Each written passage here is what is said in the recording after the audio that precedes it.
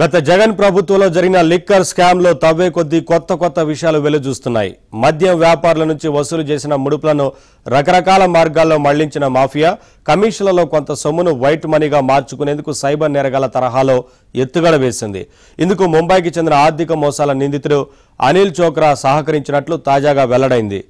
ప్రతి నెల రాష్ట్రంలో 60 కోట్లకు పైగా కొల్లగొడుతున్న సైబర్ నేరగాళ్లు ఆ సొమ్మును మొదట మ్యూల్ ఖాతాలకు బదిలీ చేయడం, తర్వాత వీలైనన్ని ఎక్కువ బ్యాంకు ఖాతాలకు మళ్లించి విత్డ్రా చేయడం, బాధితుల ఫిర్యాదు చేసి పోలీసులు గుర్తించే లోపే ఆ ఖాతాల లావాదేవీలను పూర్తిగా ఆపేస్తున్నారు.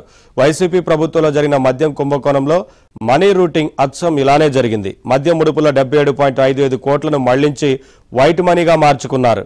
మద్యం వ్యాపారుల నుంచి ప్రతి నెల 60 కోట్లు వసూలు చేసిన లిక్కర్ సిండికేట్ అందులో పలు దఫాలు కోట్లాది రూపాయలను వైట్ మనీగా మార్చుకోవడానికి 4 డొల్ల కంపెనీల ఖాతాలకు జమ చేసింది. ఆ తర్వాత అడ్రస్ లేని 32 ఖాతాల్లోనికి బదిలీ చేసి వైట్ మనీగా విత్డ్రా చేసుకుంది. గత ప్రభుత్వ పెద్దలకు ఆ డబ్బులు చేర్చిన తర్వాత ఆ ఖాతాల్లో లావాదేవీలు ఆగిపోయాయి.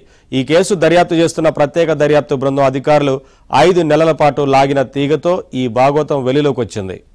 లిక్కర్ స్కామ్ లో కీలక సూత్రధారి రాజ్ కసిరెడ్డితో వ్యవహారం నడిపిన ముంబై వాసి అనిల్ చోక్రాను సిట్ అధికారులు అరెస్టు చేసి విజయవాడ ఏసీబీ కోర్టులో హాజరుపరిచారు. రిమాండ్ రిపోర్టులో ముడుపుల బదిలీ వ్యవహారాన్ని పేర్కొన్నారు.